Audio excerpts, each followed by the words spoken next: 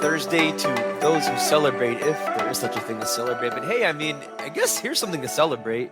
You've got Cincinnati sports probably at its all-time high that it's been in probably in the last decade. The Bengals are on the rise. The Reds are on the rise with Ellie De La Cruz. FC Cincinnati is apparently supposed to be really good. And speaking of, the Bengals are really good because they have Joe Burrow, and that's exactly what we're going to talk about today on the podcast as we compare and contrast him with another one of the quarterbacks out there who's just as good as him. Maybe not as good, but that's what we're going to talk about. Welcome into another Thursday edition of the Strictly Stripes podcast. Muhammad Ahmad, Andrew Gillis, and Mike Nizick here with you to keep the week going.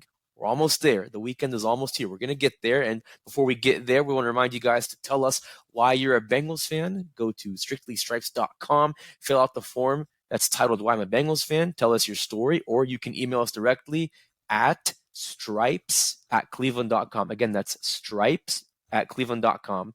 And I think coming up pretty soon, we're getting quite a few responses coming up. We're going to definitely share them on here, maybe even have some of the best responses on this podcast. So if you want to have fun, put a good answer. Don't lie, though. We want authentic responses. So make sure you fill that out.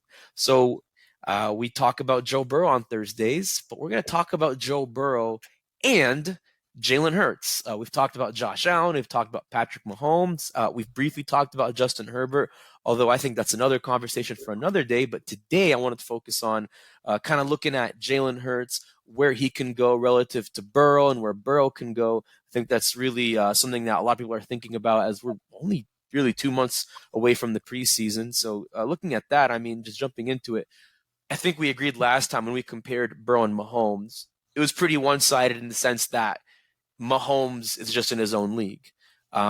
So I would think that we would probably agree that Burrow is a step above Hurts in his own league. But the question I have for you guys is, how far can Burrow leap into the Mahomes tier, and how far can Jalen Hurts leap into the tier Burrow is in right now with Josh Allen?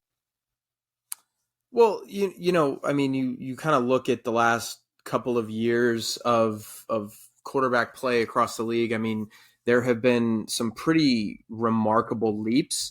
Obviously, those are by younger players. One of the things you look back at when you talk about great quarterbacks in the league right now, Josh Allen was actively bad in 2019 or 2018. Excuse me. He was really not that good in 2018, and it's kind of crazy to think that he was remarkably inaccurate.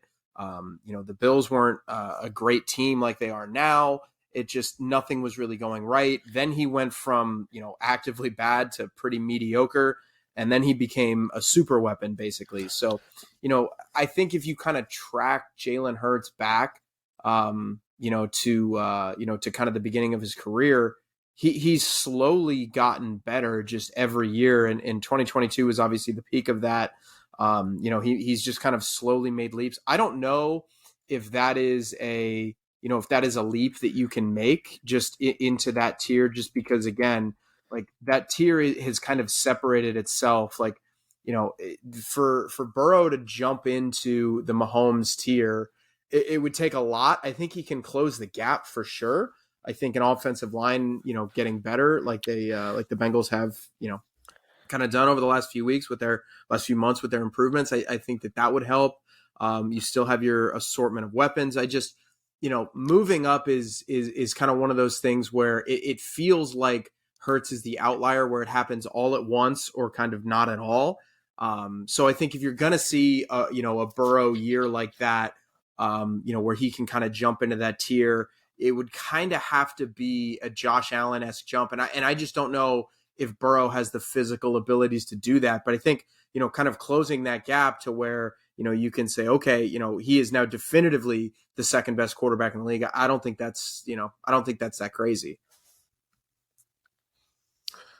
Yeah, winning helps both of these players get into that stratosphere. I think anytime you talk about players that take their team to a Super Bowl or conference championship, you're elevated into that discussion. If Hurts does that again, that's another sort of data point on his resume that he can point to, and I think it's important.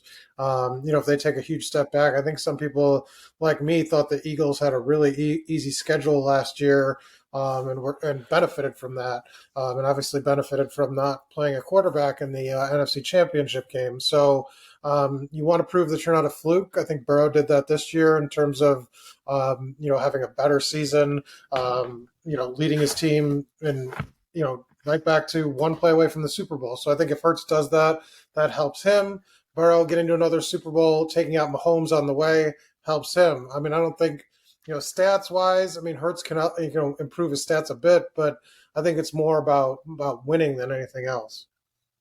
I totally agree with you there. And I think there's always a good conversation to have with stats, but I mean, you also have to consider they both have very different teams, very different play calling, very different offenses, similar but very different play styles. So it really just comes down to the bottom line, which is winning. But Andrew, there's a point you made I wanted to ask you about. So you were saying, like for I think it was for Jalen Hurts you mentioned, for him to make a jump like that into the Burrow Allen-esque tier, it's kind of an outlier. Like, what do you mean by that? Why do you look at that as an outlier?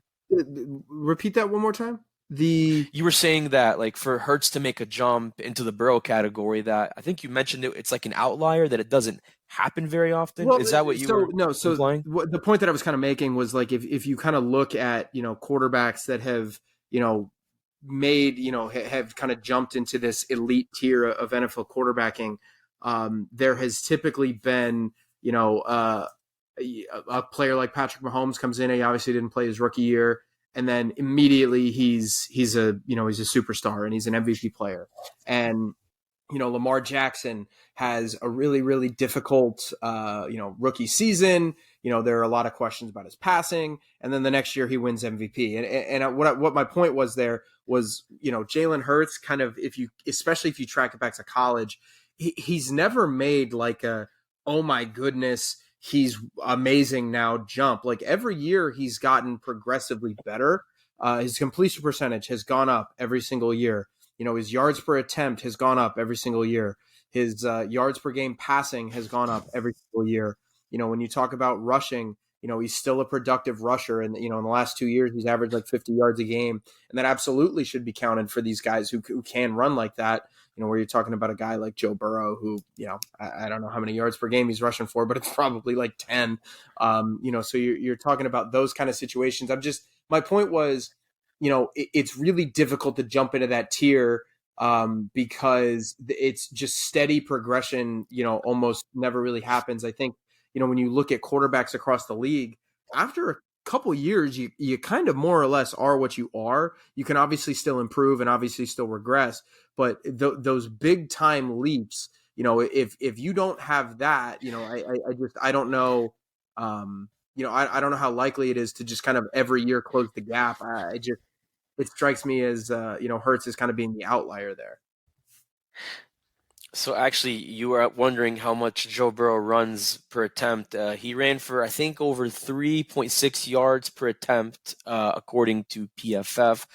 It is a little bit skewed because this is also including his playoff stats, by the way. I look at playoffs and regular season when I pull up the PFF numbers. But of course, you have to consider sacks as well. So if you take that away, it's probably not 10 yards per game, but it's close. I guess it's per attempt, but per game anyways. I was just clarifying the stat. See, I can't even do math. That's why I'm a decent journalist, I guess. Got to know some math. In all seriousness, though, jumping back into the discussion, so it's going to be very interesting to see that. I think it could go either way. Like, you guys make a good point. It just comes down to, like Mike kind of just drove it home. Like, how much will these guys win and against whom? Like, is Burrow going to get the best of Mahomes in Week 17 next year? Of course, the Eagles and the Bengals don't play, but the Eagles and Chiefs do. So, it's going to be a Super Bowl rematch from last year. So maybe, same thing with Hurts. He gets his revenge there against Mahomes. But, so if I can jump in, though, real quick, the winning, I'm not sure. I mean, it matters, but I'm not sure it's – I just want to be like – I want to clarify. I don't think it's the be-all, end-all, because Jalen Hurts went 14-1 as a starter last year.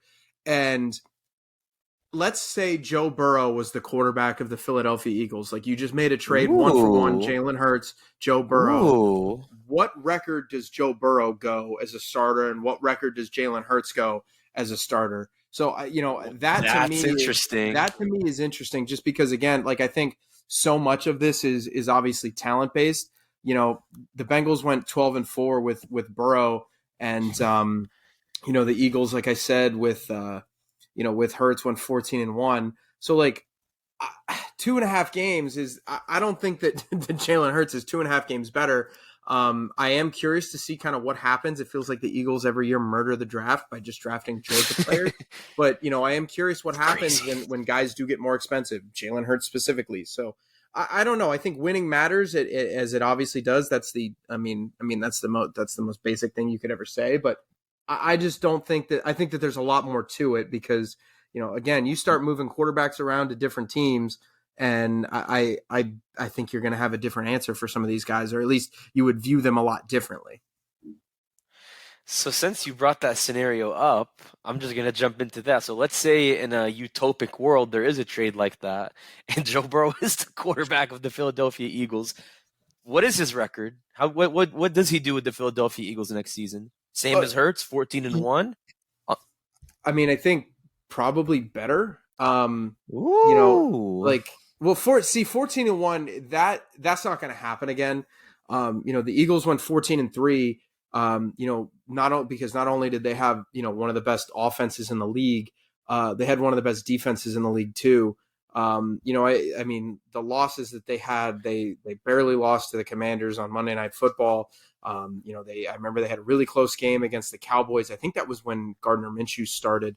So yes, I don't know. It's you look at the receiving core and in Philadelphia, and kind of feels like Joe Burrow would do some pretty cool stuff with Devontae Smith and AJ Brown and Dallas Goedert at tight end, and a rushing attack that you have. Oh God, who did they just sign? Kenny Gainwell's still there. Rashad Penny, you have Rashad Penny there. I don't know. I think Burrow would. They got DeAndre Swift. The Eagles roster, I think, from top to bottom, 1 to 53, is better than the Bengals. Absolutely. Overall, yeah. But let me ask you this though. I think the offensive line by far is better. The Eagles have the better offensive line.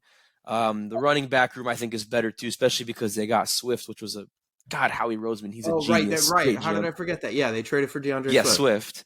Genius of a GM. Nothing against Duke Tobin, who's also his own genius, but the way Roseman mastered that draft, unbelievable. But who has the better wideouts? Because I want to think it's T. Higgins and Jamar Chase. It's Cincinnati, but because I think Tyler Boyd really separates that.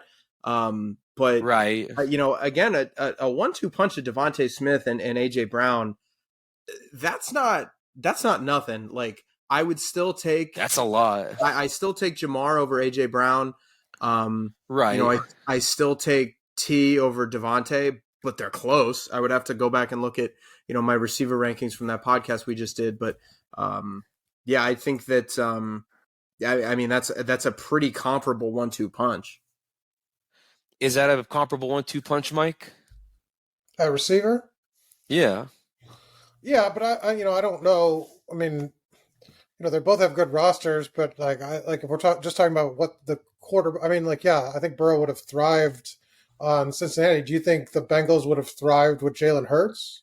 That's another good question. So that's the flip side of that. Are you asking me, or are you asking Andrew, or I'm you throwing just out the question to anybody? Yeah, honestly, so. You want to go, Andrew? Yeah. I don't think so. The Bengals went 12-4 with with Burrow, and I think obviously the offense changes when you have a guy like Jalen Hurts. If it doesn't, I've got some questions about the play callers and the guys kind of scheming up the offense. If you have a guy like that and you're not changing up what you do, but yeah, you just I'm trying to run through my head and think of some of these games where you needed Joe Burrow to go win a game.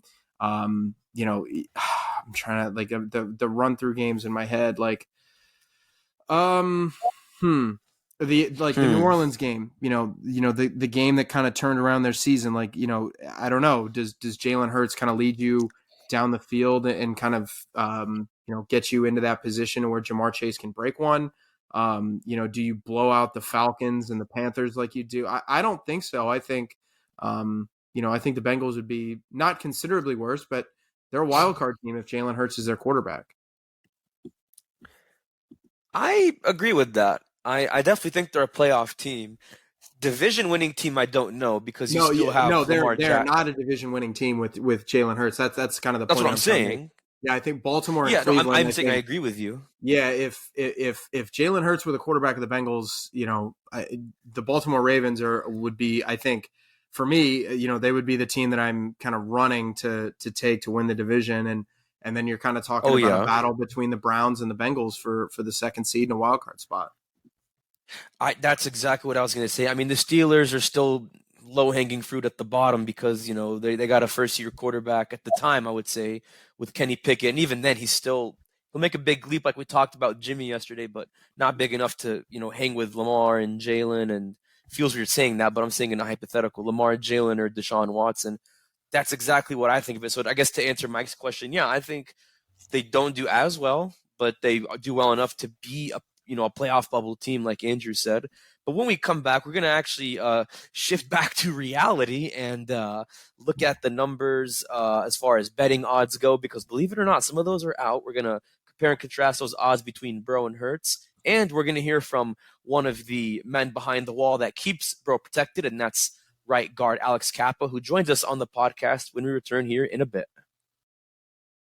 And thanks for staying with us on the Strictly Stripes podcast. Joining me is Bengals right guard Alex Cappa, who I'm surprisingly haven't talked to up to this point this offseason. Shame on me for dodging you for this long. I just forgot about it. Yeah, shame on me for the listeners to this. Shame on me. But in all seriousness, Alex, how are you? How has everything been with you this offseason? Very good, man. I'm happy. I'm living. We're having fun working over here.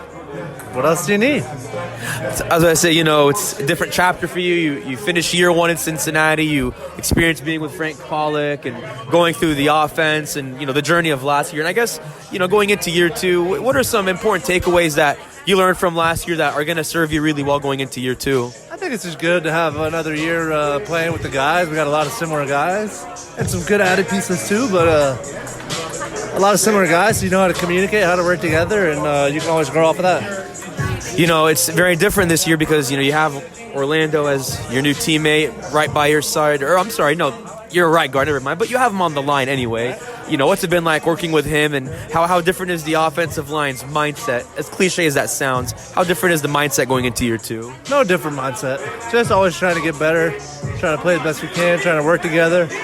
So nothing's different there. It's been great to have him, man. He seems like a great player, great teammate, and it's been fun. Yeah. I guess for you, for you specifically, I know some guys are more private about this than others, but do you have any specific or unique goals going into next year for 2023?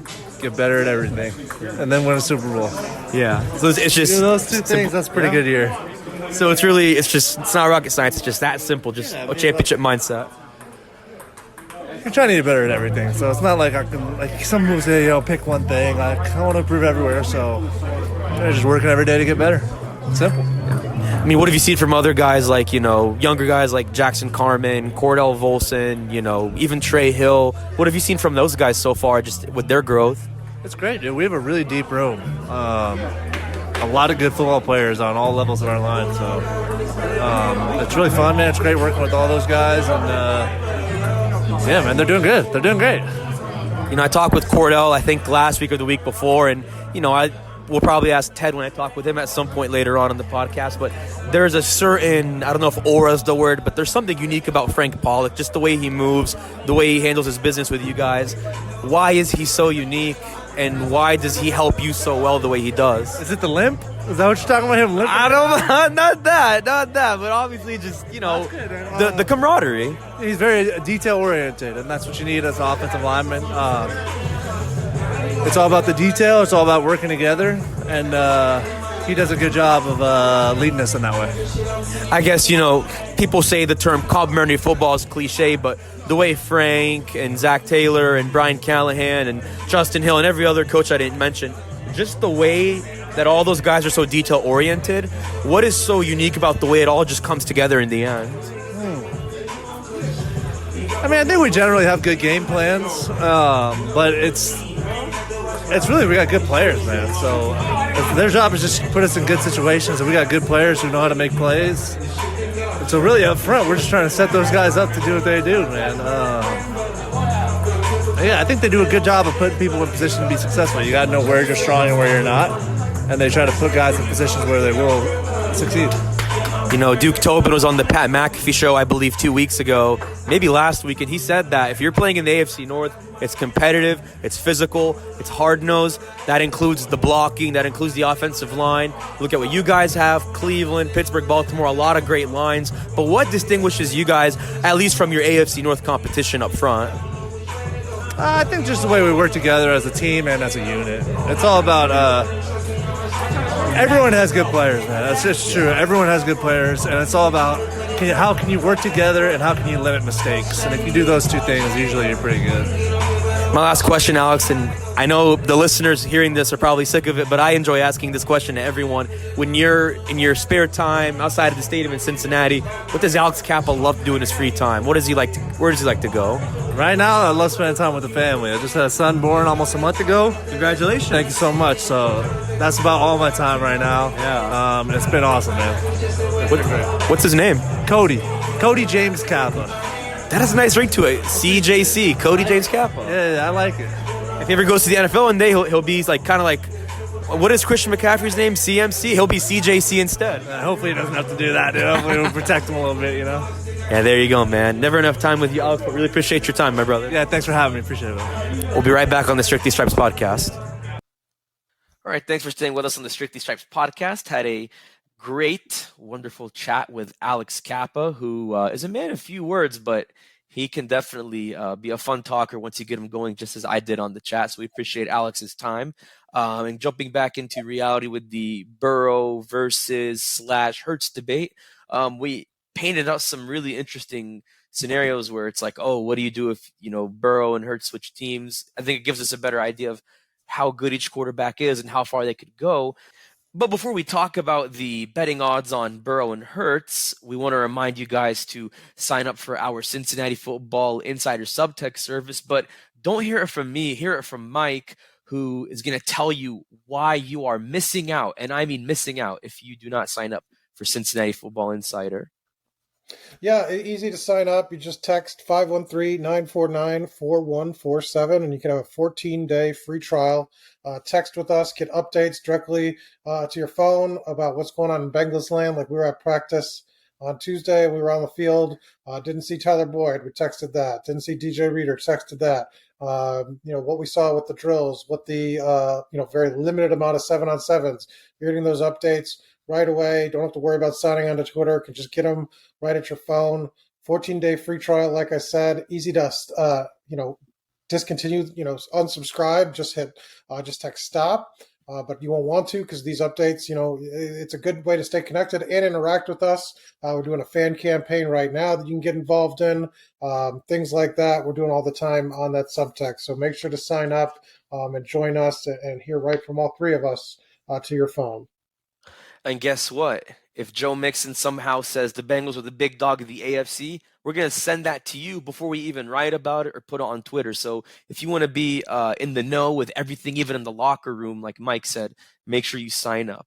So jumping back into our discussion on Burrow versus Hurts, we had some really, really weird but interesting talks in the first half of this. And I think this is going to be a better shift back to reality as weird as to say, even though we're in like the first week of June, DraftKings just dropped some, not all or a lot of, but just some odds for Burrow and Hurts next year. Really the only one I should say is passing yards. They have Burrow's over-under passing yards at 4,425.5 yards. As for Jalen Hurts, they have his over-under at 3,750.5 passing yards. So I guess I'll start with you, Andrew. Do you have Burrow with the over-under?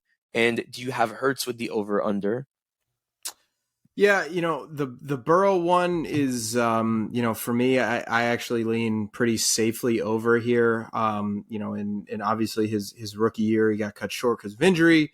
There was obviously not as talented an offense around here. Then in 2021, he, passes that with pretty significant ease, threw for 4,600 yards in 16 games. That's almost a game that you would have cleared that by. Last year, 4,475 yards. He also went over that, and he played in 16 games. So to me, you're talking about a number for Burrow, as as you kind of look at this, if he plays in all 17 games, you need him to throw for 260.32 yards. He has done that in every single year of his 3-year career so far. Obviously, look, I mean, this is a unique situation. What if the Bengals are locked into the 2 seed going into week 18 and they kind of pull the chute and say, you know what, Joe, kick your feet up, have some popcorn, watch the game, watch Trevor Siemian handle things. Like, I don't know. You're always kind of running that risk when you bet on overs. But I like Joe Burrow as an over. Jalen Hurts is interesting because that line is more than he has ever thrown, more yards than he has ever thrown for in his career. He's at 3,700. So, I think that kind of does give you a little bit of a difference in how Vegas kind of sees these guys. You're talking about a gap of about 700 yards passing. I mean, that's pretty significant. Now, granted, Jalen Hurts can make that up on the ground. He rushed for 784 yards in 2021, 760 in 2022. So, they're in terms of total yards, Vegas is, you would assume, I haven't looked at Jalen Hurts' rushing stats, you would assume that they're looking at them pretty similarly. I would actually lean under on Jalen Hurts at 3,750, and I would go over on Burrow at 4,425. Yeah, I think we're sort of in agreement. I think the Joe Burrow thing is pretty easy over, just because I also think with the run game I don't know. I don't think it's going to get better. They're going to rely even more heavily on Burrow. There's also a chance. I think if he played 17 games, he'd easily surpass it. But even with 16, he should get it. Hurts, I'm with you on the under there. I mean, you're expecting for another career year. He increased his passing yards by about 600 from 21 to 22. But I mean, he completed 66 of his passes. You mean maybe there's a sort of a regression to the mean, and comes in somewhere between there. I think he had an awfully good season last year. I think their schedule is going to be more difficult. Teams have more film on them, and will test them like Burrow got tested, I think, and so I think that'll lead to some games where he's a little more wobbly and the production's not there. So it'd be hard to attain that number because he has to do better than he did last year, and I just don't. I think that's going to be hard for him to do.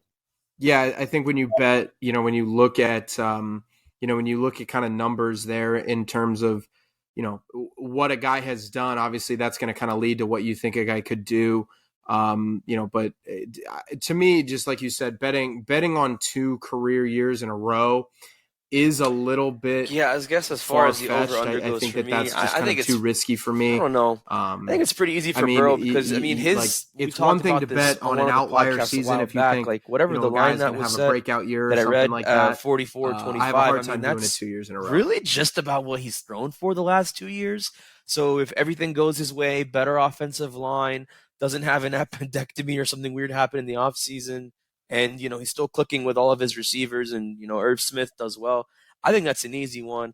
I mean, it's with Hurts, I would think he does. I just would like to see how he works with a new offensive coordinator, because obviously Shane Steichen is in Indianapolis now. I know a lot of it is Nick Sirianni, but obviously it's still something to consider. And then, new running backs. I know it's going to be different with DeAndre Swift versus Miles Sanders, but I would think both of those guys hit those pretty easily. How far over, I don't know, but I'd say it's at the very least it's close enough, at least for Burrow, because this is already pretty high, and I think Hurts has a chance to go even higher, like we talked about in the first half. I guess really to kind of wrap this up, though, this is the interesting question I wanted to ask earlier that I wanted to save for last because we saved the best for last. So we talked about what would it be like if Jalen Hurts and Joe Burrow trade places, right? So what I wonder is, what if Joe Burrow leads a game-winning drive in that AFC Championship game, doesn't get sacked on third down, McPherson kicks a game winner, Bengals go back to the Super Bowl, and it's Hurts versus Burrow. I know it's a big what if, but I think there's something to talk about there. Like, how good of a Super Bowl could that have been? Like, Hurts versus Burrow, would that actually have been as exciting as it could have been, or would it have been a repeat of the 2019 Peach Bowl, except it would have favored Hurts versus Burrow? I think when you look at the game that happened between the Chiefs and the Eagles, it was just, that game is hard to beat. I mean, I remember the ending was obviously pretty brutal with the with the defensive holding or pass interference or whatever call that was officially. So that kind of left a sour taste in your mouth. But up until that point, that was kind of shaping up to be an all-time classic ending to a Super Bowl.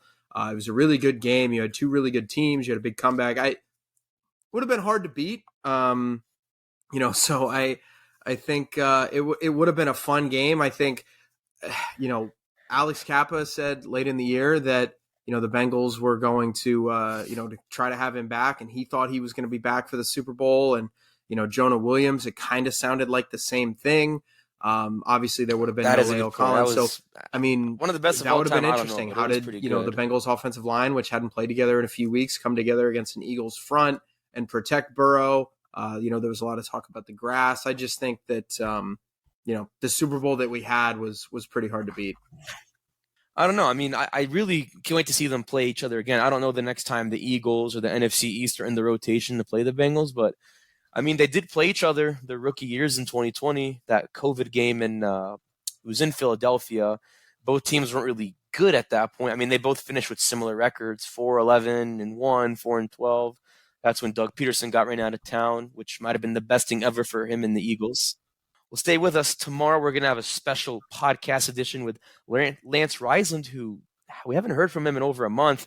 He's been busy with those meddling kids up in Cleveland at Garfield Heights High School, but he finishes, I think today, Thursday, as we're recording this podcast, he finishes school up there in Cleveland. So he's going to be a free man, and we're going to bring him here to start his summer. But once again, for myself, Andrew, and Mike, I'm Muhammad Ahmad. Catch you Friday.